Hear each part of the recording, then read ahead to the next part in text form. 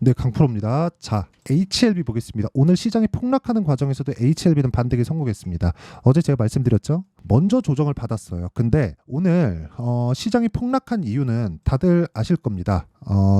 이스라엘이 이란을 보복했다는 그런 내용이 밝혀지면서 발표가 되면서 시장이 거의 한 3% 정도 폭락을 했고요. 미증시도 거의 한 2% 가깝게 폭락을 하는 과정이 있었고요. 그리고 장중에 미증시 구간, 그렇죠? 미선물에서 거래가 중단되는 사태까지 벌어졌습니다. 그런데 자, 이 내용까지 보면 굉장히 불안 요인이 발생한 것 같잖아요. 근데 오후를 기점으로 해서 거의 한 1시 이후 거의 2시 다 된 그 시점부터는 삼성전자부터 반등을 하기 시작했고요. 그런 과정에서 굉장히 강한 종목들, 앞으로 주도주가 될 만한 종목군들의 선별이 끝났습니다. 그중 하나가 HLB라고 보시면 됩니다.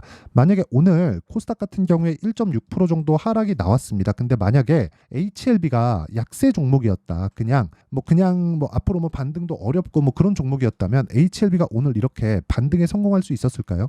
이거 분봉으로 보면 명확하게 나오는데, 자, 내용 보세요.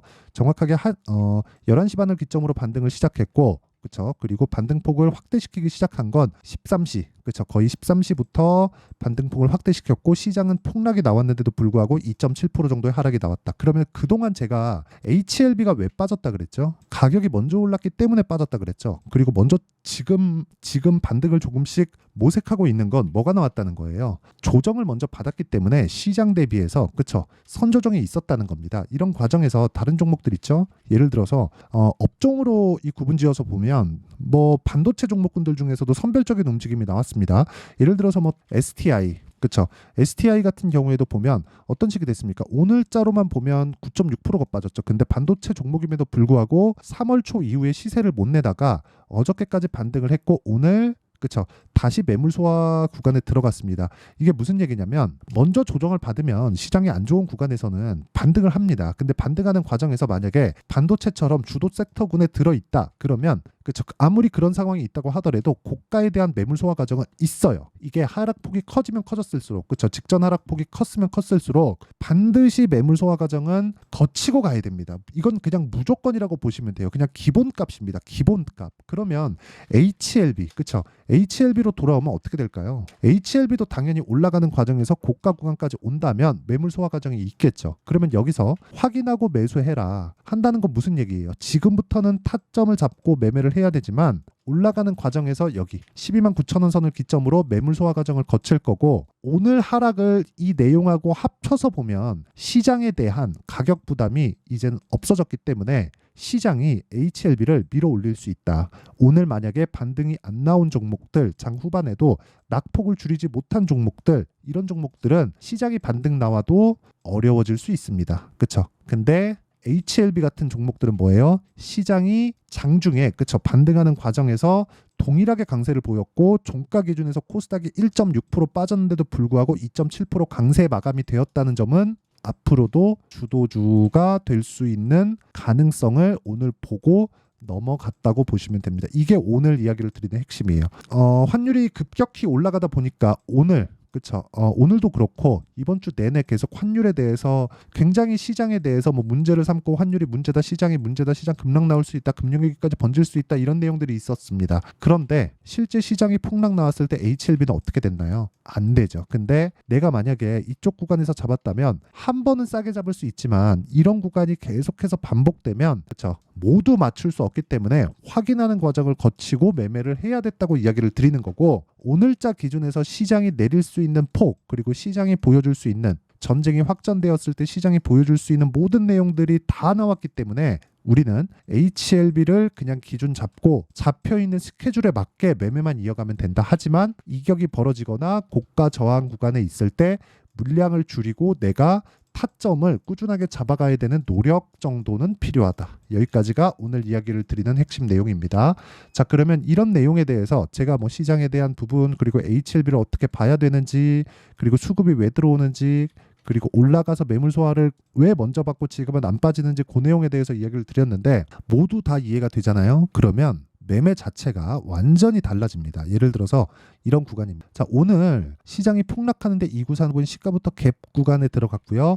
오늘 12.79%의 상승폭이 있었습니다. 저는 시가 공략이 됐고요. 특징점은 고가 돌파 구간에 매매를 했다는 점, 그렇죠? 계속해서 그런 결과 이제 다음 주에 매도 구간을 잡을 거다. 그러면 대략 한 10% 정도의 수익 구간에서 마감이 될 거라고 판단이 됩니다. 그리고 다른 종목을 보더라도 예를 들어서 HLB입니다.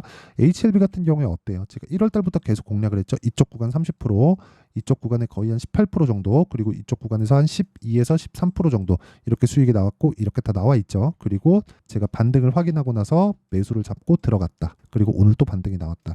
오늘 제가 반도체 종목 중에서 PSK 홀딩스를 매매를 했습니다. PSK 홀딩스.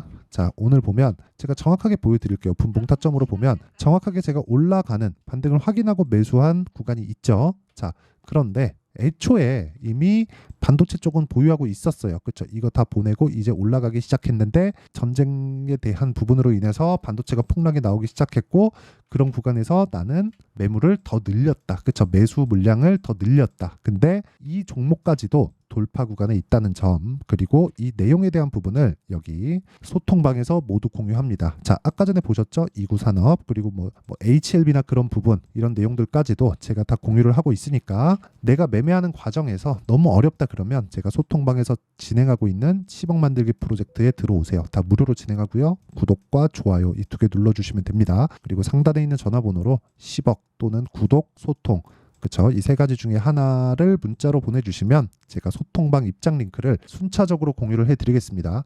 어떤 타점에 공략하는지 제가 다 보여드렸으니까 이 내용을 가지고 HLB를 보면 제가 왜 매매를 지금 하고 있는지 아실 겁니다. 올라갔잖아요. 그렇죠? 여기 매매, 여기 매매, 여기 매매 이렇게 하고 나서 떨어지고 나서 반등 확인하고 다시 매매. 그렇죠? 이런 구간에서 올라가면 이쪽 구간까지 와서 내려가면 팔고 올라가는 거 보고 다시 사겠죠. 왜? 확인. 모든 시세를 다 먹을 수 없어요. 내가 여기 사서 여기 팔고 저도 그런데 이건 안 됩니다. 하지만 내가 구간별로 공략을 하는 건 충분히 가능하고 이런 정도의 이런 정도 구간에서 내가 매매를 하더라도 꾸준하게 수익을 볼 수 있는 그런 상황은 만들 수 있다는 겁니다.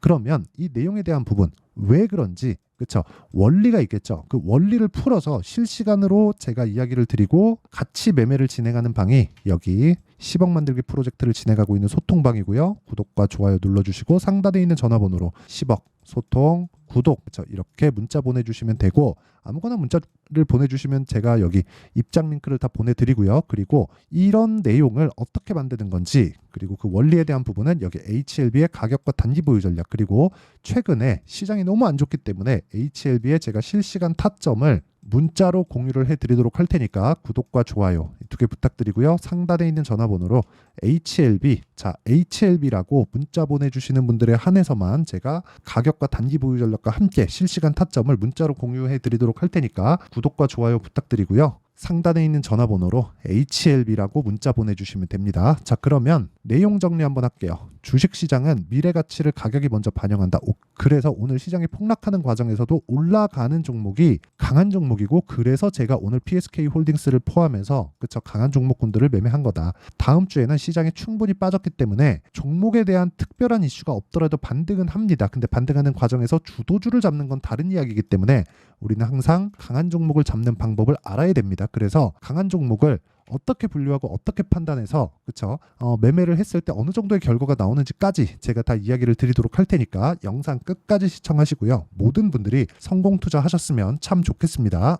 자, 24년도가 돼도 여전히 시장은 녹록지 못합니다. 이런 상황이 벌어지는 건 어쩔 수 없습니다. 이런 상황에서도 수익이 나는 종목들의 구조는 변하지 않습니다. 즉 대시세 종목에 대한 구조는 변하지 않는다는 거고, 실제 제가 소통방에서 지속적으로 이야기를 드리고 있는 내용도 대시세 종목이나 시장 주도주를 공략하는 건 철저하게 가격 분석을 하라고 이야기를 드리고, 가격 분석 이후에는 이슈에 대한 파악, 그리고 이슈를 파악하고 나서는 다시 내가 얼마에 매수할지 그 타점에 대한 부분을 지속적으로 언급을 하고 있습니다.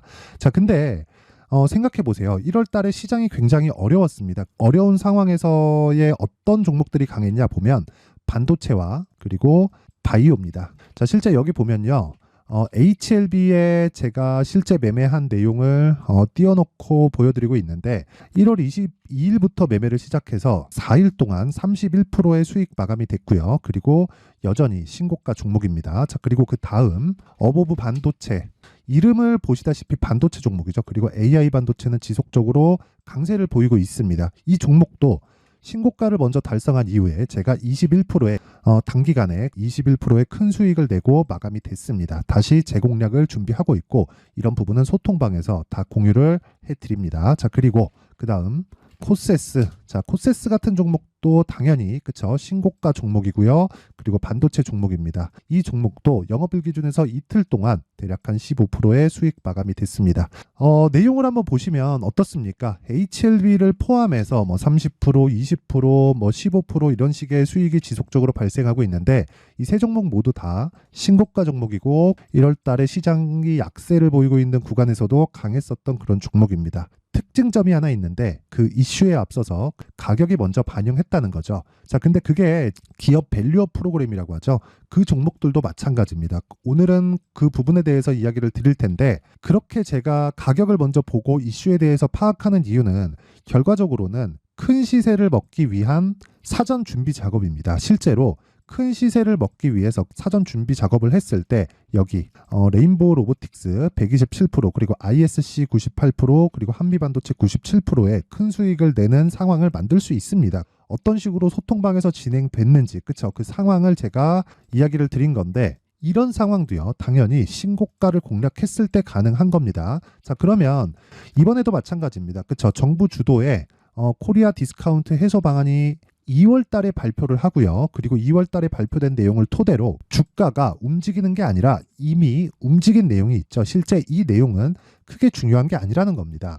실제 움직인 내용을 보면 자, 기아차입니다. 실제로 12월 달에 신고가를 만들어 놓고 정부에서 입김을 불어 넣으니까 순식간에 기아차를 포함해서 현대차 같은 거대 기업들의 주가가 2주도 채 되지 않아서 40% 정도의 큰 시세를 냅니다. 자, 그러면 우리는 어떤 종목을 봐야 될까요? 이슈를 파악해야 되는 것도 맞지만 철저하게 가격에 맞춰서 매매를 해야 되는 게 당연히 중요합니다. 정부가 주도하는 정책 방향이 있겠죠. 그 방향에 맞춰서 우리가 종목을 찾을 필요가 있다.